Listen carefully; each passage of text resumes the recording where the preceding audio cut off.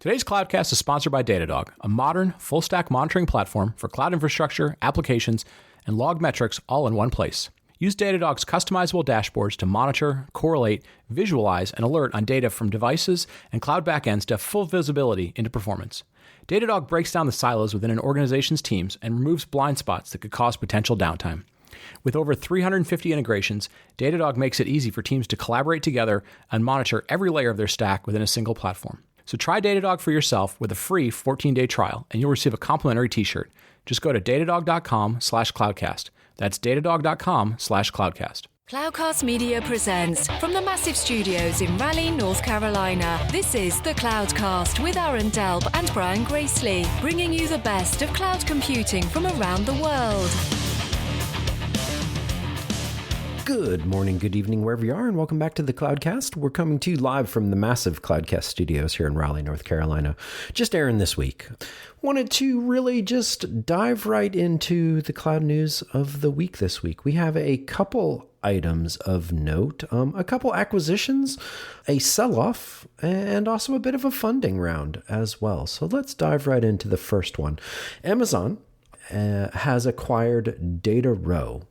DataRow is a startup that was really created around Amazon Redshift and how to better support the Amazon Redshift ecosystem. Kind of a clientless approach to it and allows you to just better manage the operations. Pretty fascinating tool when you go to look into it. And of course, Amazon looking to just bolster some of those areas that need a little bit of help here and there. Secondly, moving on, it's something we actually alluded to on Cloud News of the Week earlier this year, and that is Dell selling off RSA, in this instance to a private equity firm for a little over $2 billion. I don't think this comes really as a surprise to many people in our industry. Ever since Dell did the large acquisition of the pretty massive portfolio and one of the largest deals in history, well, there's going to be some overlap. There's going to be some pieces that just don't fit into the future, as well as some interest payments that need to be made. So RSA, I think, was a logical sell-off.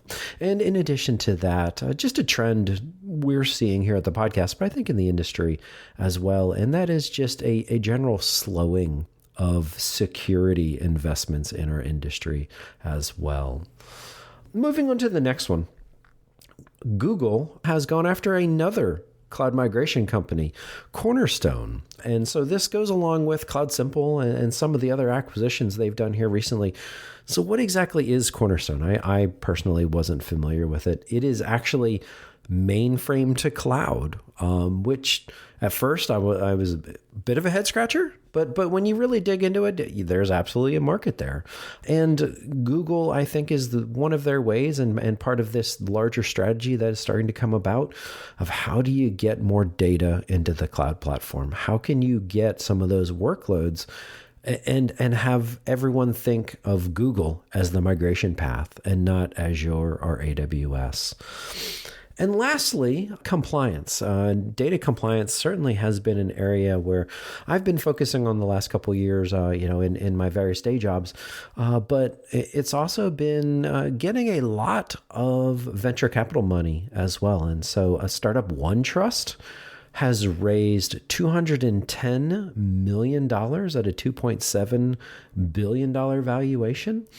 And you can think of OneTrust as compliance helper, compliance automation. As GDPR comes into play and as the California privacy laws comes into play as well. Really good to see some continued investment in this space as well. And certainly an area I will continue to watch. And this idea of data compliance and what's going to do to our future going forward is something certainly worth watching as well. And so with that, we're going to wrap up Cloud News of the Week. Today's show is brought to you by MongoDB. When you need to focus on building applications, do you want to get bogged down by your database? Definitely not. MongoDB is an intuitive, flexible document database that lets you get to building. MongoDB's document model is a natural way to represent data so you can focus on what matters. And MongoDB Atlas is the best way to use MongoDB.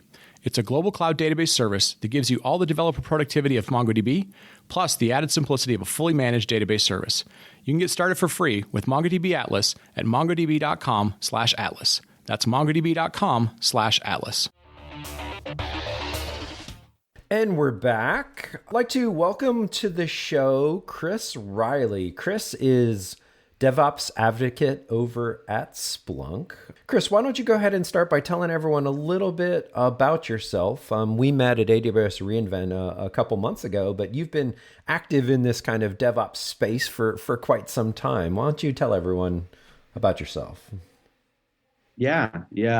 And so active, in fact, that I remember the days of when I was having the arguments of DevOps not being a thing. I think specifically I argued that isn't DevOps just application lifecycle management, ALM and ARA. But I quickly jumped on the bandwagon and now a DevOps champion. Prior to that, I started my career in Colorado. I was in the IT ops, desktop support, managed services realm, and went and chased the Silicon Valley dream. I got my degree in computer science to become a developer. And I did that for a while, some really cool technology, very monolithic, as prolific as you can get, applications, but quickly found out that I'm not a good software developer. And I can prototype, but when it comes to the details and getting something production worthy, not my forte, nor something that I particularly enjoyed. I was all about building functionality and walking away and hoping that it worked. So as somebody who has a computer science degree and I don't think has written any code since I've graduated, amen. And I think that's part of the challenge as a computer science. It's a lot of universities, it tends to be overly theoretical. So I went from there. I didn't want to lose touch with that world because, how applications are built and released has always been really interesting and passion of mine. And so I moved into what was evangelist role where, internally at the company I worked for, my job is to represent the practitioner, be at trade shows and interact with them and so forth. And then externally, have those conversations and really understand the real world of what's going on, not just from the vendor perspective, what's going on and how people are building and deploying applications. And so that's what I've been doing, focused very heavily on DevOps, just because that's the area that I enjoy the most. So, Chris, about a year ago, we had a peer of yours and good friend of the show, Josh Atwell, on to talk about the state of DevOps in 2019. While we, probably won't call this the state of DevOps 2020, what are your thoughts on changes over the last 12 months and a little bit about where we're headed in 2020? So Josh being my boss, I would love to say that I could go back and just say that everything he mentioned was wrong. First of all, I'm sorry that he's your boss, but go ahead. But I think that the DevOps, we really are kind of in this not awkward, but this weird identity crisis where you have vendors who are working on creating new categories or extensions of the DevOps category to have something new to talk about, but it boils down to DevOps. And then you have companies who are, like I said before, no longer having the argument of, is DevOps a thing? Should we do the DevOps and so forth? But really trying to solve real world problems. And I think that is great. I'm okay with DevOps being boring. I'm totally fine having something where we're no longer trying to convince people to embrace a new ideology, basically. Well, and I've always had the theory boring means it's potentially making money now. Right. And we're getting real about it. And when you start to get real about it, you run into a lot of interesting problems that, a presentation on culture is not going to answer for you. Companies still are seeking this DevOps checklist, go through the 10 items and once you're done, you've got the certificate and you now are DevOps. And ironically, the DevOps principles, not the practice, but the DevOps principles are such that there is no end. There is no I'm done and you walk away. It also has to be a framework. And that's where the culture piece kind of comes in. And again, people want kind of a systematic way of implementing culture in your organization. But the reason that's not possible is because every organization already has a culture. That's, you can hate the word culture all you want and think that it means hoodies, but in reality, if you say you don't have a culture, that is your culture. So you have a starting point, and everybody's starting point is different, and you have to work from that. And for some people, if they don't have enough influence on that, then they need to leave. For example, if they are in a culture, so we talked about blameless, that was brought up.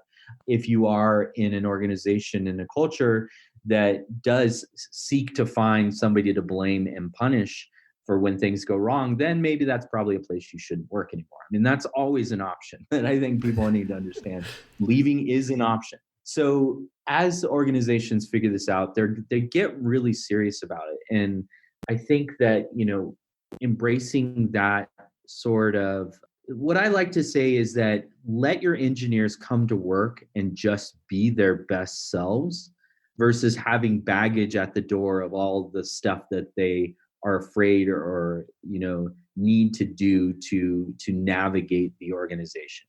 As soon as you do that, then things are free flowing. It creates some new challenges, but in general, if people are not walking in the door with the chip on their shoulder and can focus on their job, then that is an efficiency thing. That is a business problem. It's not a fluffy kumbaya problem. It is an actual business problem.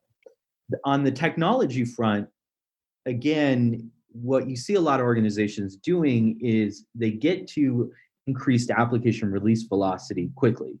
So they start to build in some release automation, some tests. They, segment their teams a little bit better. Whatever it is, they start releasing functionality faster. But they seldom think about what that faster is going to mean in terms of support, testing, and production. And so you see a lot of organizations get caught off guard where their initial thought, and especially when it's led by development, that is, we just have to go fast and we're doing great. But fast creates some challenges, and modern application architectures create some challenges. So there is a lot of maturity that organizations need to do in terms of monitoring and supporting their applications and addressing issues as well. And also instrumenting and making sure that their pipeline can keep up with that velocity. So you see a lot of organizations embracing that. You see a lot of vendors coming out with terminology and technology around that to support it. So I think that that's a big thing. In 2020, I thought 2018 was going to be the year of serverless. Now I'm going to say 2020 is going to be the year of serverless. I don't know if that's true or not. But there's a lot of interesting things happening at the edge computing, and certainly in the world of serverless, but still a lot to be done just to get people up to pace with modern development practices. Yeah. That's a really good point, Chris. And I'll add another one for you. One item in particular that has drawn my attention here lately, with your discussions in particular, is this concept of incident response, kind of this intersection of that with machine learning. Can you tell everyone a little bit about that and why you believe it's going to be valuable going forward? Yeah, so I'm going to have a little intro just on the concept of AI ops and incident or ML. Because this isn't again, just chat ops at another level. No, it's not. And to begin with, like when we actually say words like AI ops and ML, it's from the vendors, it's fairy dust. Like throw some fairy dust in their face and, expect them to get excited. But there is tactics behind this, and understanding where those tactics are going and why they're there is important. So first, why they're there. Again, application architectures are not getting easier. They're getting more complex. And then we have this idea of shift left, which is saying, okay, developers are going to support what they build, and they're going to take on more responsibilities and be more accountable for things in the more downstream application lifecycle and production stuff. So as you do that, no organization is going to embrace DevOps and be like, all right, so now we need to hire a whole bunch of more developers because we did the shift left thing, or let's increase our developers' workload because they don't have enough work already. So what has to happen is you have to find ways to reduce the developers' amount of effort and increase their efficiency as they receive things like now they're on call for their code. So that's really where machine learning and AI technologies and AI ops technologies come in, is to augment and support. It's not to replace. It's not sentient beings that start taking over operations. It's to support and help the developers and DevOps engineers and SREs, et cetera. Now, particularly in incident response, today where we see ML very heavily, is every organization knows that when something breaks, there's basically two strategies. There's the spray and pray strategy, where you blast out a phone number, you expect everybody to get on a war bridge, and you hope that somebody that joins is actually the person who can solve the problem. Or you have the complete opposite of that, where you always called out one person in the organization who knows how to fix everything. So instead, a strong incident response strategy and tool, you should be able to figure out, have recommendations of who you can bring into the firefight with you based on previous incidents and previous work that they've done. And so it really helps you take the context of an incident and align it to the subject matter expert. And that's super powerful. Even if that subject matter expert is not on an on-call rotation right now, it helps you get to the right person quickly instead of guessing or looking at a spreadsheet or hoping that somebody on the conference bridge is the right person. So that's one way. Another way into the continuous improvement story, where you want to look historically over a long period of time of incidents, and when a new one comes in, see how they correlate. So how do you relate a new incident that you just got to previous similar versions of that incident? And so that again is machine learning to identify those patterns and so forth. Long term, you can foresee how this would run into like integration of incident response to playbooks and auto remediation and self-healing and things of that sort. And I think that that's the next phase. Like that's where it's going. But the bottom line is, as everybody takes on more complex applications, greater workloads, greater application velocity, ML, the technologies around that are meant to not increase the human effort as a result of embracing those. Yeah, that's so it's not the singularity for incident response. Exactly. Yes, exactly. So, but, yeah, well, go ahead. If we had true AI ops, this is what I tell people. If we had true AI ops, like if we were all the way AI ops, then we wouldn't even have developers. So it's not even, that just reminded me, I watched Mother on the flight home from London last night. Was it good? Sorry, we're gonna diverge real quick. It's a great movie, but it made me think of that. It would be like that for DevOps. It's in my Mother queue. for DevOps, but we wouldn't even have developers. So AI ops and historically all technology like sunglasses and joints and all of that stuff have been meant to augment the human to do their job better. And that's what it is. Yeah. And it feels in a way like it's a bit of a transition into kind of the next evolution of this model, right? We first had this kind of separate dev and ops, no one talked, and then we put them all together and DevOps was formed, and then we had every device and every app start spitting out logs and alerts, and next thing you know, we were drowning in data, and we started to have a signal to noise problem. And Yeah. the complexity of the systems seems to have grown exponentially, or the amount of data out of these systems has grown exponentially. And so if nothing else, this is maybe a way to better filter signal from noise. Is that fair? Yeah. Yeah. I think what's interesting is people go, when they think about their data, they think about it in two extremes. They think about collection, like, okay, let's get all the data. And then they think about dashboard, essentially. And now let's visualize the data.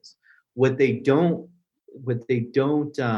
connect is what's the most important part, which is the intelligence behind the data that you have. You can collect any amount of data you want.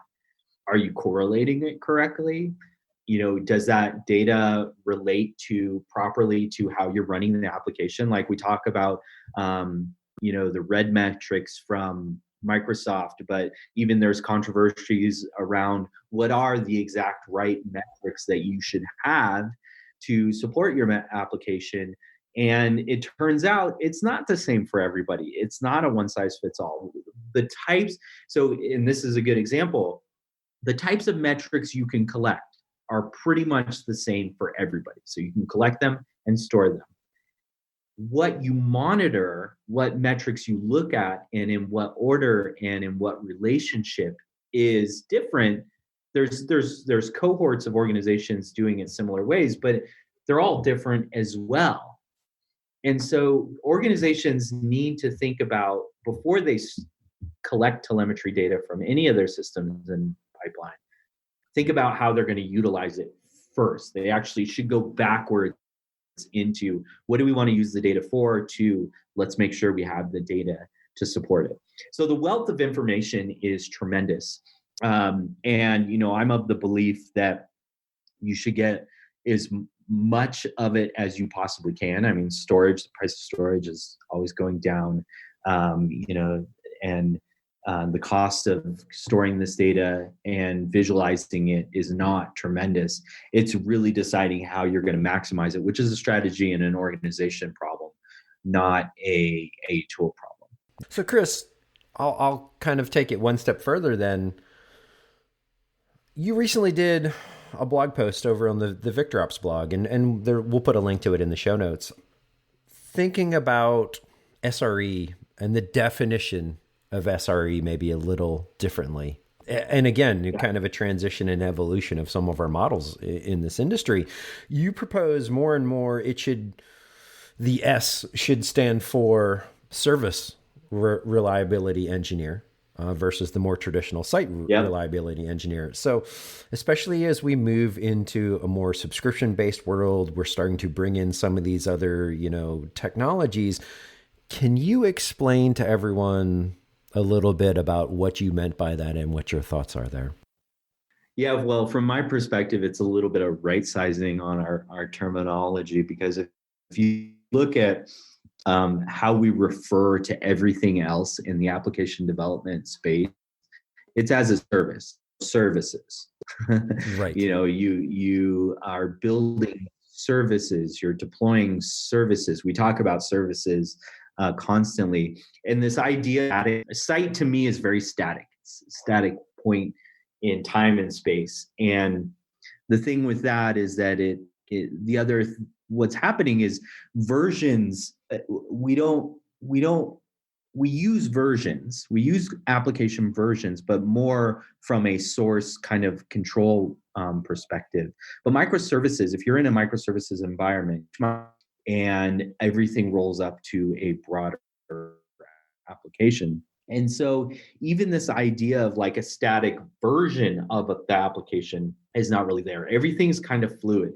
So again, the reason I like service reliability is because it's customer centric. So if you think about everything as being customer obsessed first, like I said before about data, first, what are you going to do with it? How does it impact your customer?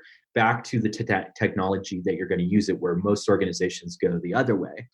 You're providing a service to your customer, which means that it's not just like, for example, latency is the new downtime. You can't, latent applications are as bad as down applications. So these are all things that your customers care about. And when you think about what you're really supporting, you're supporting their journey, which is a service. You're providing them a service. They're not buying a box that they're installing anymore. And so I just feel like it's kind of a better alignment of the definition of what SREs actually are doing. And the best SRE strategies that I've seen have been customer obsessed.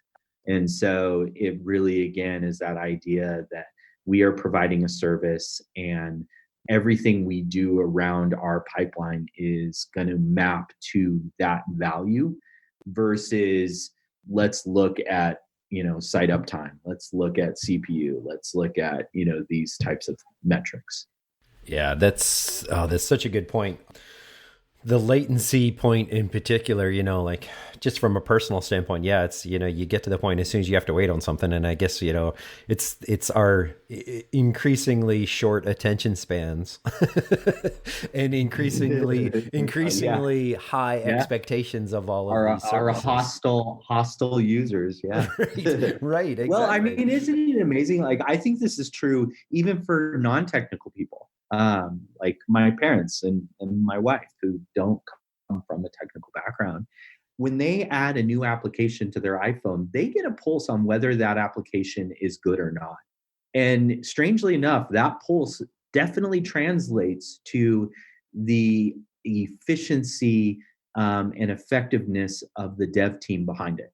There's no doubt. I mean, I can point out several consumer-based applications out there that are so obviously bad, and it's clear that it's their app dev team that is not performing as it should be. Yeah. Well, and so actually, let's take that one step further, right? So when I think of incident response as a discipline, I think of production environments, right? But as part of VictorOps, I'm sure you've seen a lot of use cases and have solved some pretty unique customer problems and latency problems and service availability problems. And so how can these concepts and ideas be applied outside of production, say for exactly what we just talked about, application testing or quality control before things even hit production, right? Is this a valid way to think about that?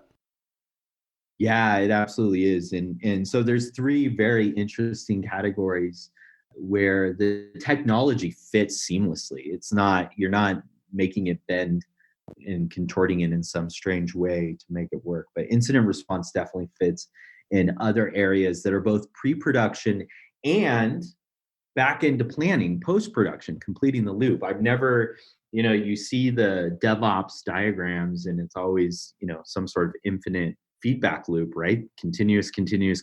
But most organizations consider the end of DevOps still to be prod, or maybe the support of the application in prod. So that's the end. Maybe there's an incident and you do a postmortem, and maybe you take that postmortem and you create a run book, or you work on some continuous improvement stuff. But by and large, most organizations are completing that loop. So that's the first place, is using incident response to complete the loop, so that you can actually take what's happened contextually, the audit trail of everything that has happened related to an incident, and learn from it in order to, ideally create a run book so that the next time that incident happens, somebody just has a run book they can run, or documentation, heaven forbid, but good documentation means a lot. Or even going back to product, because you can understand things that maybe it's not a P1, because a lot of times we think about incidents as being critical, outages. It may be less critical events, but still very educational to product teams and planning. So that's one area. The second area, like you said, is in quality.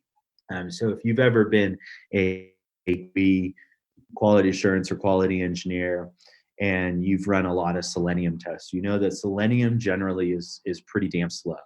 And your breadth of testing is based partly on your ability to run tests quickly. So you have a window of when you can run your test. And within that window, you have to shove as much test in there as you possibly can. So what happens when you run a test suite on a Thursday afternoon? This is just a hypothetical example. So you run a test suite on a Thursday afternoon, so that on Friday, you can make sure that all the bugs are addressed for a deployment next week, for example.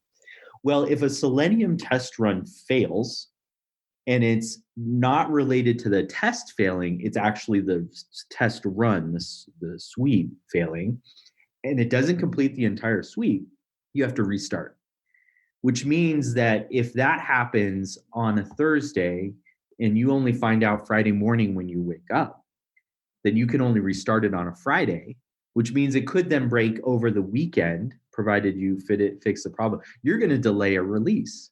And so releasing applications faster is great, but if you don't have good test coverage, then you're just releasing broken applications faster.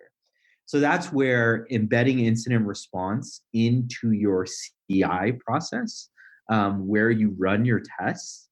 It could be Selenium testing, unit testing, integration testing, et cetera. Whatever you have, load testing, and being able to get alerted when things break, either on an infrastructure end or the test run in, is super powerful. So that same value that you get in production, you can get at the production side of testing, essentially. You also now can run tests in prod, because you can, if you embed incident response, you can start to do a subset of your test suite and load testing in prod by having good incident response, because it gives you the confidence to do that without being terrified that you're just going to destroy everything as a result. And continuous testing is also a big movement. So that's the second thing. And then the third thing is in the AppSec world, using incident response. So tons of organizations, nearly all development organizations, are embracing some sort of open source. To embrace open source responsibly, you should have, as a part of your testing and maybe even in production, vulnerability scanning, regular scanning of your open source libraries to make sure there isn't a recent CV for it. So you could do this for deployment just fine and no. But what happens if you deploy an application and the vulnerability is only realized after it's in production? And maybe it's a service that's not touched all that much. Another place where incident response can come in is that you're doing the scanning in production and you get alerted when a new vulnerability is detected, which allows you to quickly address it, which allows you to potentially mitigate some very, very serious issues down the road as it relates to AppSec. Yeah, it's such good insight. So we're about out of time. And actually, I apologize, we didn't mention this in the intro. You do a podcast as well. So why don't we close this out by, Chris, tell everyone a little bit, where can they find you? Where are some of the places you're active? Of course, there's DevOps.com. There's your podcast. Tell everyone, where they can go learn more. Yeah, absolutely. Well, thank you, Aaron, for having me on. It's fun. And this is my favorite part of my job, doing stuff like this, just blabbing. So you can find me, I blog in several places, most specifically the VictorOps blog, DevOps.com, Container Journal, Sweet Code. I'm a regular speaker at DevOps events. And on Sweet Code as well, you'll see the podcast Developers Eating the World, which is a very kind of SRE developer-focused podcast. And of course, there is Twitter. My handle is @hoardinginfo.